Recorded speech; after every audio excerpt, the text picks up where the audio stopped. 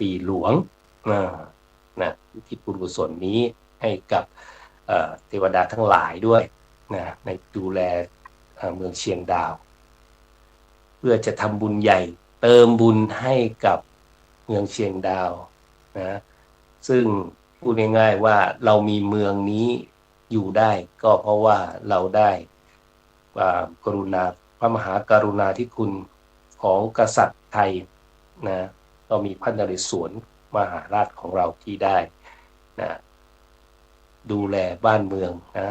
แล้วก็ปกป้องคุ้มครองรักษาแย่งชิงพื้นที่กลับมาจากเพื่อนประเทศเพื่อนบ้านของเราให้กลับมาเป็นเอกราชได้จนเรามีที่อยู่อาศัยนะพักพิงได้อย่างมีความสุขในปัจจุบันก็คิดว่าการสั่งสมบุญเติมบุญให้กับพื้นที่ที่เราได้อยู่ได้ทำมาหากินได้อาศัยอย่างมีความสุขนี้แหละเป็นสิ่งที่สำคัญที่คนในพื้นที่ในเชียงดาวก็ดีหรือในที่ไหนๆก็ดีก็ต้องร่วมกันสร้างบุญใหญ่ทำบุญฉลองเมืองเพื่อที่จะทำให้เทวดาอารักษ์ของเราที่ดูแลนะศาลเจ้าพ่อหลักเมืองหรือใครก็ตามที่คุ้มครองปกป้องรักษาเมืองและจังหวัดของเราเนี่ยให้เข้มแข็งเมื่อเทวดาเข้มแข็งนะก็จะปกป้องคุ้มครองรักษาเมืองให้มีทั้งสิ่งที่ดีๆเศรษฐกิจดีๆนะ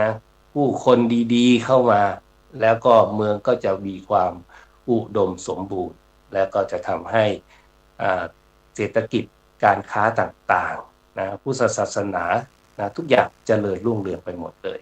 อันนี้ก็เป็นสิ่งที่จะเกิดขึ้นในวันที่เท่าไหร่วันที่30พฤษภาคมนี้เนาะ30พฤษภาคมนี้ที่กาดฟ้านะเชียงดาวนะตลาดกาดฟ้าเชียงดาวนะที่อำเภอเชียงดาวจังหวัดเชียงใหม่ในเวลา 6 นาฬิกาถึง 8 นาฬิกาเนาะซึ่งในครั้งนี้ก็ถือว่าเป็นความร่วมมือนะของทางเทศบาลอำเภอเชียงดาววัฒนธรรมนะคณะสงฆ์อำเภอเชียงดาวทั้งหมดเลยซึ่งข้าวของทั้งหมดนะที่เรามีก็จะได้นะส่งต่อไปยังกิ่งกาชาดช่วยเหลือญาติโยมนะผู้มีบุญแล้วก็ที่ประสบอุทกภัยภัยพิบัติต่างๆและผู้ยากไร้ส่วนหนึ่งแล้วก็จะมอบให้กับพระภิกษุสงฆ์บางส่วนด้วยอันนี้ก็เป็นสิ่งที่เราจะได้ทำส่วนถ้ามีปัจจัยเหลืออย่างไรเราก็จะได้ร่วมถวายให้เป็นกองทุนคณะสงฆ์ในอำเภอเชียงดาวเพื่อใช้ในกิจของสงฆ์สืบต่อไปในการพัฒนาและดูแลคณะสงฆ์นะให้ได้มีความสะดวกสบายนี่คือสิ่งที่จะเกิดขึ้นในวันที่30พฤษภาคมเวลา 6 นาฬิกาถึง 8 นาฬิกาก็อยากเชิญชวนเนาะอยากเชิญชวนพ่อแม่พี่น้องที่อยู่ทางภาคเหนือเนาะในจังหวัดเชียงใหม่รวมถึงในอำเภอเชียงดาวก็ตามที่ได้รับชมรับฟังรายการธรรมะรับอรุณอยู่ตอนนี้ก็ให้มาเยี่ยมเมืองเชียงดาวตอนนี้เนี่ยอากาศกำลังเย็นสบายฝนตกนะแล้วก็อากาศสดชื่นแจ่มใสเลยทีเดียวซึ่งวันนี้พูดถึงการคุยเรื่องของการสั่งสมบุญนะเรื่องการตักบาตรนะก็เป็นบุญใหญ่ที่เป็นมหาสังฆทานซึ่งเราเคยจัดเมื่อปี 2552 และ 2554 มา2 ครั้งและอันนี้เป็นการจัดครั้งที่ 3ในอำเภอเชียงดาวของเราที่จัดระดับพันนี่แหละนะนี่เป็นครั้งที่ 3ห่างกันถึง14 ปีเลยทีเดียวจากปี 2554 นะมาจนถึงปีนี้ก็เข้าปีที่ 15 ทีเดียวปี 69ก็โอกาสที่มีพระซึ่งเป็นทักษิณัยยะบุคคลเป็นเนื้อนาบุญมามากขนาดนี้ก็เป็นโอกาสดีของพี่น้องนะชาวเชียงดาวแล้วก็ทางจังหวัดเชียงใหม่ที่อยู่บริเวณใกล้เคียงก็สามารถมาร่วมกิจกรรมนี้ร่วมกันมาเติมบุญแล้วก็ถวายบุญให้กับ พระนเรศวรของเรานะก็จะมีการเจริญพุทธมนต์นะพิธีทักษิณานุปทานด้วยซึ่งพูดถึงเรื่องการตักบาตรแล้วก็ทำให้นึกถึงนะบุญที่เกิดขึ้นกับเทวดานะเทวดาทั้งสองรูปซึ่งอาตมาก็เคยได้ยินได้ฟังนะจากพระไตรปิฎกซึ่งพูดถึงแล้วก็คล้ายๆกับการตักบาตรเหมือนกันนะแต่ว่ามันต่างกันก็คือว่าคนที่ทำบุญเนี่ยนะไม่ได้ตักบาตรกับพระภิกษุสงฆ์นะเศรษฐีคนนี้นะเป็นนักธุรกิจนะชื่ออังกุระนะเป็นชื่ออังกุระเป็นเทวดาชื่ออังกุระเทพบุตรแล้วก็เทวดาอีกองค์หนึ่งเป็นพราหมณ์ที่ยากจนนะชื่ออินทิกะนะเทพบุตรเนี่ยเป็นเทพบุตรสององค์ที่เมื่อละโลกไปแล้วก็ไปเกิดเป็นเทวดาอยู่ชั้นสวรรค์ดาวดึงส์อยู่บนดาวดึงส์พิภพซึ่งทั้งสองคนนี้เนี่ยทั้งสององค์นี้เนี่ยก็ทำบุญมาเนี่ยนะแตกต่างกันนะมีความคล้ายคลึงกันแต่แตกต่างกันด้วยเนื้อนาบุญเป็นยังไงเดี๋ยวจะเล่าให้ฟังนะก็คือว่าคนหนึ่งชื่ออินทิกะนะเป็นเศรษฐีก็เกิดขึ้นในยุคที่ไม่มีพระสัมมาสัมพุทธเจ้าไม่มีพระสัมมาสัมพุทธเจ้าแต่เป็นคนใจบุญมากเลยมีศรัทธานะต้องบอกว่ามีศรัทธาแล้วก็มีทรัพย์ด้วยคนที่มีศรัทธามีทรัพย์เนี่ยมีเยอะนะเพียงแต่เราต้องไปแจ้งข่าวให้เขารู้นะอินทิกะเนี่ยเป็นเศรษฐีก็ปรากฏว่าในอายุตอนนั้นของมนุษย์เนี่ย20,000 ปีนะอายุ20,000 ปีตอนที่ทำบุญเนี่ยพูดง่ายๆว่าทำบุญมาถึง10,000 ปีเลยทีเดียว10,000 ปีพูดง่ายๆว่าเวลาทำบุญเนี่ยนะพูดเขาเรียกว่าเตาถ่าน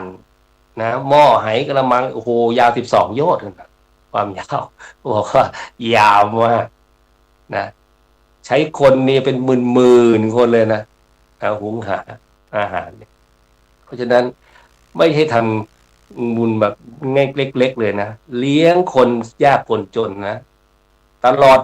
10,000 ปีนะอินทิกะเนี่ยแต่เป็นคนที่เรียกว่ายากไร้นะไม่มีบ้านไม่มีเป็นคนจนนั่นแหละนะทำบุญถึง1 ปีเมื่อตายแล้วก็มาเกิดอยู่บนสวรรค์ชั้นดาวดึงส์ส่วนอินทิกะเนี่ยนะเป็นพราหมณ์ที่ยากจนในชีวิตได้ตักบาตรทัพพีเดียวเนี่ยทัพพีเดียวกับใครกับพระอนุรุทธะนะซึ่งเป็นพระอรหันต์ในยุคปัจจุบันของเรานี่แหละในยุคปัจจุบันเราเมื่อ 2,600 ปีที่แล้วนี่แหละก็ตักบาตรแค่ทัพพีเดียวเมื่อตายจากอัตภาพความเป็นมนุษย์ก็ไปเกิดเป็นเทพบุตรอยู่ชั้นดาวดึงส์ที่เดียวกับเทพบุตรอินทิกะนั่นแหละพอมาเจอกันปุ๊บนะก็ได้รู้จักกันวันหนึ่งพระสัมมาสัมพุทธเจ้าเสด็จขึ้นไปบนชั้นดาวดึงส์สวรรค์ชั้นนี้นะก็ปรากฏว่าเหล่าเทวดาทั้งหลายนะก็มาเข้าเฝ้าโอ้เยอะแยะไปหมดเลยในตอนแรกๆเนี่ยนะอินทิกะกับพระอังกุระเทพบุตรก็นั่งอยู่ใกล้ๆกันใกล้ๆพระสัมมาสัมพุทธเจ้าเนี่ยในช่วงแรกแต่เมื่อเทวดาศักดิ์ใหญ่ลงมานะชั้นต่างๆลงมาความสว่างไสวของกายเนี่ยมากกว่าก็จะต้องนั่งอยู่ข้างหน้าส่วนเทวดาที่มีรัศมีกายหรือบุญน้อยกว่าก็จะค่อยๆขยับไปเองเรื่อยๆนะปรากฏว่าองกุระเทพบุตรนั้นห่างออกไป12 โยชน์นู่นโอ้โหยาวมาก12 โยชน์ไกลมากเลยนะในขณะที่อินทิกะเทพบุตรซึ่งตักบาตรทัพพีเดียวกับพระอนุรุทธะผู้เป็นพระอรหันต์ ยังนั่งอยู่ที่เดิมไม่ได้ไปไหนตรงนี้แหละจึงทำให้น่าคิดว่าทำบุญเยอะกว่านานกว่าแต่ทำไมนะต้องเดินต้องนั่งห่างออกไปได้ถึง12 โยชน์ไม่ธรรมดาเพราะฉะนั้นอันนี้พระสัมมาสัมพุทธเจ้าก็เลยนะตรัส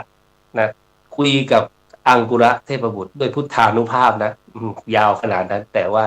ใครได้ฟังก็ได้ยินเสียงอยากจะให้ได้ยินเสียงแบบคนเดียวก็ได้ยินเสียงแบบคนเดียวนะก็ได้ตัดกับอังคุระเทพบุตรว่าเธอรู้ไหมว่าทำไมเธอถึงมานั่งอยู่ตรงนี้ไกลขนาดนี้อังคุระก็พูดด้วยความรู้ที่ตัวเองเลยว่าบุญที่ได้ทำไว้แล้วเนี่ยนะมีส่วนน้อยเพราะไม่ได้ทำถูกเนื้อนาบุญก็เลยต้องมานั่งไกลถึงขนาดนี้นะแล้วพระองค์ท่านก็ตรัสถามกับเทพบุตรอินทิกะเช่นเดียวกันว่าที่ท่านมานั่งอยู่ตรงนี้โดยที่ไม่ได้ไปไหนเนี่ยมันเป็นยังไงก็บอกว่าที่มานั่งอยู่ตรงนี้เพราะว่าหว่านพืชในนาดีมีเนื้อนาบุญเป็นไทนะทักขีเยนะทักขีนายะบุคคลเป็นเนื้อนาบุญแม้จะได้ทำน้อยแม้เพียงทัพพีเดียวแต่ก็ได้อานิสงส์ผลบุญนั้นมากเพราะฉะนั้นญาติโยมทั้งหลายเนาะวันนี้เนี่ยเรายังมีพระภิกษุและสามเณรจำนวนไม่น้อยอยู่ในประเทศไทยและก็ในเมืองที่เป็นเมืองพุทธนี่คือเนื้อนาบุญทักขิเนยบุคคลที่กล่าวถึงนี่แหละโดยมีพระสัมมาสัมพุทธเจ้าซึ่งเป็นองค์ตัวแทนเป็นรูปพระพุทธรูปที่เราได้กราบสักการะนั้นนะได้กล่าวไว้นะพระสัมมาสัมพุทธเจ้าได้กล่าวไว้ว่าแม้แต่ท่านจะปรินิพพานไปแล้วก็ตาม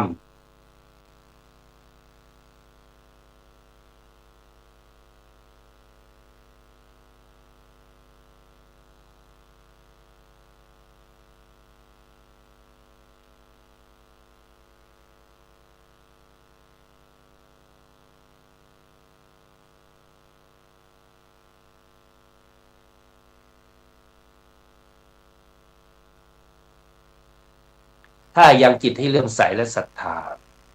อานิสงส์ของการสั่งสมบุญนั้น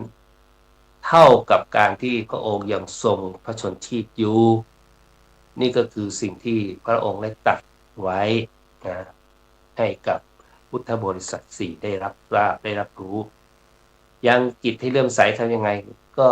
นึกถึงพระคุณของท่านนึกถึงท่านเป็นอารมณ์แต่ตลอดเวลาอย่างนี้แหละและก็นึกถึงคำสั่งสอนที่ท่านได้สั่งสอนเราและก็ได้ให้โอกาสเราได้มาเกิดเนี่ยต้องมาอยู่ในพุทธศาสนาและได้สั่งสมบุญโดยมีพระภิกษุสงฆ์ซึ่งเป็นลูกของพระองค์ยังคงทำหน้าที่อยู่เพราะฉะนั้นในวันที่30 พฤษภาคมนี้เนาะเนื้อนาบุญพร้อมแล้วทรัพย์สมบัติของเราทายธรรมศรัทธาก็มีพร้อมแล้วก็เพียงแต่เราแค่ตัดสินใจนะเดินทางออกมาแล้วก็ชวน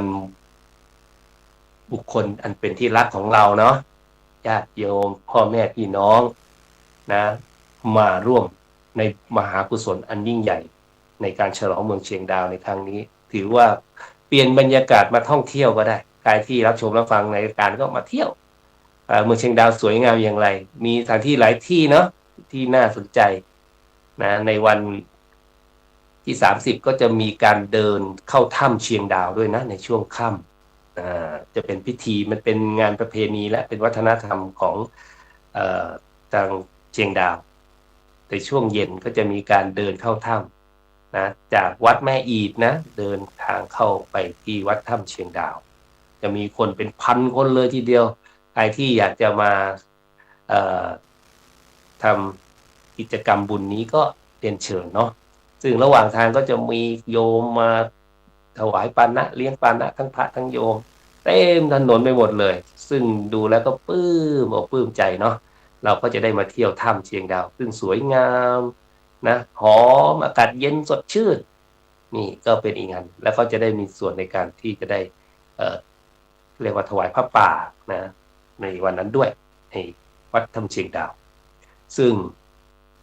ในการที่เราเนี่ยจะทำให้บุญนะฉลองเมืองเชียงดาวตักบาตรพระ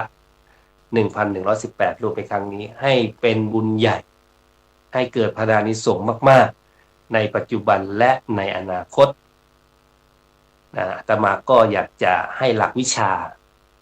ที่พระสัมมาสัมพุทธเจ้าได้ให้ไว้กับอุบาสกอุบาสิกาไว้ว่าการที่ผลบุญจะเกิดพารานิสงส์มากเนี่ยมันต้องประกอบไปด้วย3ส่วนนะ3ประการอันที่1ก็คือว่าทานนั้นน่ะวัตถุประทานนั้นต้องเป็นของบริสุทธิ์วัตถุทานบริสุทธิ์ก็คือของที่เราจะมาใส่บาตรเราให้เป็นของข้าวสารอาหารแห้งเนาะก็ให้พวกเราเอาข้าวสารอาหารแห้งมาเพื่อจะได้ใช้และได้อยู่ในนานซึ่งข้าวสารอาหารแห้งทั้งหลายนี้ก็ถือว่าเป็นวัตถุทานบริสุทธิ์ยังไงก็คือเป็นเจ้าของด้วยตัวเรานี่แหละเราสามารถหาสิ่งเหล่านี้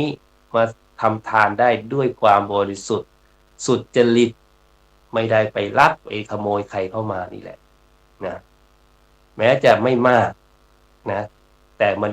เป็นทานที่เราทำและหามาด้วยความยากลำบากของเราความเหน็ดเหนื่อยเงินทุกบาททุกสตางค์ของเรานั้นนะที่มาสร้างทานบารมีนะเกิดจากน้ำพักน้ำแรงของเราด้วยความสุจริตนี่ก็คืออันที่1ว่าจะทำให้ทานนั้นมีพารานิสงส์มากนะส่วนประการที่2ก็คือทานนั้นเกิดขึ้นจากเจตนาอันบริสุทธิ์ของเราที่อยากจะทำบุญกุศลที่ยิ่งใหญ่ซึ่งจะเกิดขึ้นนานๆครั้งหนึ่งในเมืองของเราเนี่ยนะการตักบาตรพระถึงระดับพันเนี่ยมารวมกันไม่ใช่ง่ายๆเพราะว่าจะต้องมีการนิมนต์พระภิกษุสามเณรมากันจากในพื้นที่ซึ่งในอำเภอเชียงดาวของเราก็มีประมาณไม่เกิน400รูปนะที่เหลือเราก็ต้องนิมนต์จากอำเภอใกล้เคียงมาร่วมกันซึ่งก็จะต้องมีค่าใช้จ่ายต่างๆเกิดขึ้นนะแล้วก็จะต้องถวายภัตตาหารเช้าภัตตาหารเพลให้ท่านกลับไปด้วยก็อยากจะเชิญชวนนะพ่อแม่พี่น้องทุกๆคนที่รับชมรับฟังอยู่นะได้มาเป็นเจ้าภาพในการฉลองเมืองเชียงดาวด้วยการตักบาตรพระ 1,118 รูปร่วมกันเลยนะมาเป็นเจ้าภาพในการบุญนี้ร่วมกันไม่ว่าจะร่วมตามศรัทธาเท่าไหร่ก็แล้วแต่เราก็สามารถมาร่วมกันได้นะและที่สำคัญก็คือว่าเจตนานี้แหละเป็นเจตนาที่จะทำให้การซึ่งเป็นบุญของเรานั้นมีพารานิสงส์มากเราทำเพราะเราศรัทธาเลื่อมใสและอยากที่จะได้บุญใหญ่นะที่จะเกิดขึ้นติดตัวเป็นเสบียงข้ามภพข้ามชาติไม่ใช่ว่าเรามีเจตนาที่ว่าอยากจะได้หน้าอยากมาเป็นประธานจัดตักบาตรนะทุ่มเงินลงมาช่วยปุ๊บเพราะอยากเอาหน้าเอาตาอย่างนี้นะบุญที่เกิดมันก็จะหกจะหล่นนะมันไม่ได้เกิดเป็นเจตนาที่บริสุทธิ์นะมันเป็นการทำเพื่ออยากจะได้หน้าได้ตาได้ชื่อได้เสียงซึ่งมันก็ไม่ใช่วัตถุประสงค์อันนี้ก็ทำให้บุญนั้นไม่ได้หรือได้ก็น้อยมากนี่เพราะฉะนั้นอันที่1วัตถุบริสุทธิ์2คือเจตนาบริสุทธิ์และสุดท้ายประการที่3ก็คือผู้รับและผู้ให้บริสุทธิ์ผู้รับก็คือพระสงฆ์ของเราเนี่ยแหละ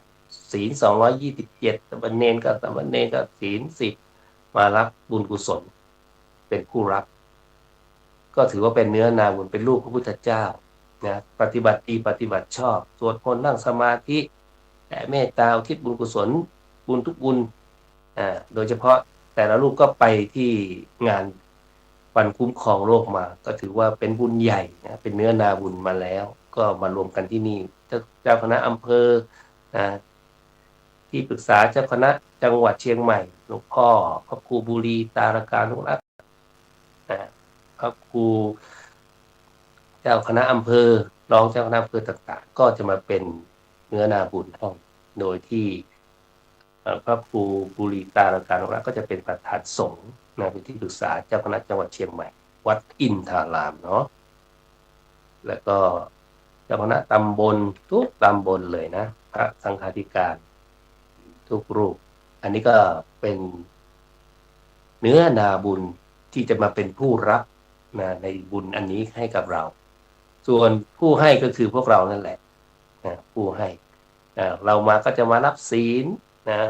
รัตนาศีลให้บริสุทธิ์ก่อนที่เราจะได้ทำทานครั้งยิ่งใหญ่อันนี้ก็จะเกิดพระอานิสงส์ที่จะทำให้พระพุทธศาสนาของเรายั่งยืนต่อไปการตักบาตรทำบุญครั้งนี้เนี่ยฉลองเมืองเนี่ยนะเป็นการเติมบุญให้กับเมืองนะผู้คนที่อยู่ในเมืองก็จะได้มีเศรษฐกิจที่ดีเจริญรุ่งเรืองข้าวนะก็จะอุดมสมบูรณ์ผลหมากรากไม้ก็จะโอชาลดและที่สำคัญก็คือว่าแผ่นดินแห่งนี้ถูกเติมบุญไปแล้วก็จะมีทรัพย์ทรัพยากรทุกสิ่งทุกอย่าง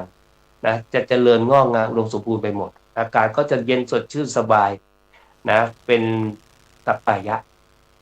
นี่คือสิ่งที่จะเกิดขึ้นในปัจจุบันให้เราเห็นและการที่เรามาร่วมกันอย่างนี้เนี่ยก็เป็นภาพที่จะทำให้เกิดเป็นอนุตตริยะให้เกิดขึ้นกับคนมากมายนะเป็นต้นบุญต้นแบบในการสั่งสมความดีให้กับจังหวัดอื่นๆอำเภออื่นๆได้ทำร่วมกันจะได้ถือว่าเป็นวัฒนธรรมเป็นประเพณีที่ดีงามนะที่ใครเห็นแล้วก็เรามาทำบุญเมืองฉลองเมืองอย่างนี้น่าสนใจน่าทำนะมันเป็นประโยชน์แล้วก็เกิดประโยชน์ในทางเศรษฐกิจทำให้เศรษฐกิจมีการหมุนเวียนนะข้าวของข้าวปลาอาหารต่างๆนั้นนะได้มีการจับจ่ายใช้สอยเศรษฐกิจก็ดีขึ้นแล้วคนที่มีความความขาดแคลนความยากไร้หรือประสบภัยต่างๆก็จะได้รับการช่วยเหลือโดยที่มีกิ่งกาชาตินั้นโดยคอยช่วยประคับประคองด้วยนะทางเทศบาลซึ่งตรงนี้ก็เป็นความร่วมไม้ร่วมมือที่ดีมากของทุกหน่วยงานของการคณะสงฆ์ของทางเทศบาลอำเภอเชียงดาวและก็สาธุชนทุกๆคนที่จะมาร่วมกันในวันที่30พฤษภาคมนี้นะตัวอาตมาเองก็บอกทุกคนได้เลยว่าทางวัดธรรมวิเชียรและคณะกัลยาณมิตรก็เป็นผู้ประสานงานในโครงการตรงนี้เพื่อให้งานบุญใหญ่นี้เกิดขึ้นเพื่อเป็นภาพประวัติศาสตร์ในการสร้างบุญกุศลให้กับเมืองเชียงดาวซึ่งอาตมาก็มาอยู่ที่นี่5 ปีแล้วเนาะมาเป็นผู้ช่วยเจ้าอาวาสอยู่ที่วัดธรรมวิเชียรนี่แหละในวันนี้ก็จะมีการอบรมศีลธรรมจริยธรรมให้กับนักเรียนเชียงดาววิทยาคมชั้นมัธยมปีที่1และพรุ่งนี้ก็มัธยมปีที่4ก็รวมแล้วก็ประมาณ500 คนใน2 วันนี้ก็เป็นสิ่งที่ทางวัดก็มีอุดมการณ์นโยบายต่างๆในการที่จะสร้างคนให้เป็นคนดีนะสร้างพระให้เป็นพระแท้แล้วก็ทำให้เยาวชนของเราเป็นคนที่มีความกตัญญูวันนี้ก็จะได้อบรมสามเณรอบรมเขาเรียกว่าเด็กๆมัธยมปีที่1นะของโรงเรียนเชียงดาววิทยาคมนะซึ่งตอนนี้ก็กำลังเดินทางเข้ามาลงทะเบียนกันแล้วอาตมาเองก็ขอฝากเนาะฝากญาติโยมทั้งหลายที่รับชมรับฟังรายการธรรมาราบรุณอยู่ตอนนี้นะใครสะดวกก็มาใครไม่สะดวกก็มาตกลงได้ยินข่าวนี้แล้วต้องมาแหละถ้าถือว่าเป็นวันเสาร์นะเป็นวันหยุดนะก็เป็นโอกาสที่ดีที่จะพาครอบครัวมาเที่ยวเมืองเชียงดาวของเรานะมาอาบน้ำพุร้อนน้ำแร่ธรรมชาตินะไปเที่ยวถ้ำเชียงดาวไปเที่ยวถ้ำผาปล่องไปกราบพระนเรศวรนะที่อนุสรณ์สถานของท่านอนุสรณ์ที่เชียงบ้านเมืองง่ายที่เมืองง่ายเนาะ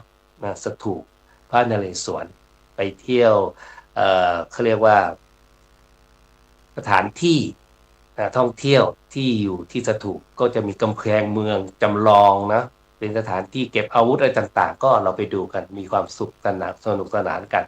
ก็ถือว่ามาครั้งเดียวได้ครบทุกรสทุกรสเลยนะทั้งได้ทางธรรมนะก็ได้พักผ่อนพาครอบครัวมาเที่ยวด้วยนะท้ายที่สุดนี้นะอาตมาก็ขออำนวยอวยพรนะให้กับพวกเราทุกๆคนที่รับชมรับฟังรายการอยู่ในขณะนี้ในตอนนี้ก็ขอให้ทุกท่านจงมีความสุขความเจริญคิดหวังสิ่งใดก็ให้สมความปรารถนาให้ได้เป็นเศรษฐีกู้บุญค้ำจุนพระพุทธศาสนาไปทุกภพทุกชาติตราบกระทั่งถึงพระนิพพานถึงที่สุดแห่งธรรมจงทุกท่านทุกประการเทอญ